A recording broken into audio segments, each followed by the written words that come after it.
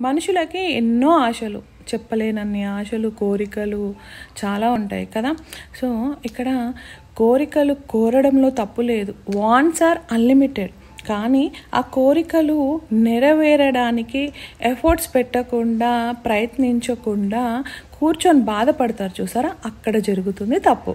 ఎందుకంటే ఇప్పుడు చూడండి, కొందరు ఏదో ప్రయత్నిస్తారు, ఊరుకుంటారు, అవునా. ఇంకా కొందరు అంతా ఫేటే అని అంటారు. ప్రయత్నించింది ఎక్కడి నుంచి అవుతుంది, అవునా కాదా. కొందరు దేవుడికే వదిలేస్తారు. లేదు, మనం కష్టపడంగా దేవుడు ఒక 1% హెల్ప్ చేస్తాడు. సో కష్టపడితే ఫలితం ఖచ్చితంగా ఉంటుంది అని చెప్తున్నాను. అండ్ కెరియర్లో కొన్ని కోరికలు ఉంటాయి.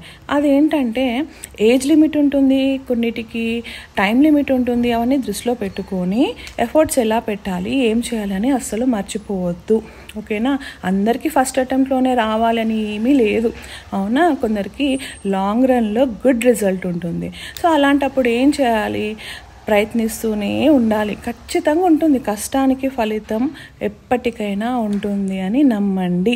ఒకసారి ఎందులోనన్నా ఓడిపోయారనుకోండి, ఇంకా నేను ఇంతే అని ఎప్పుడు డల్ అవ్వద్దు.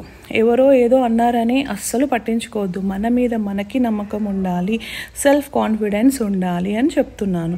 సో కొందరు ఈరోజు చేద్దాం, రేపు చేద్దాం అనుకుంటా టైం వాయిదా వేస్తారు. అలా చేయకండి.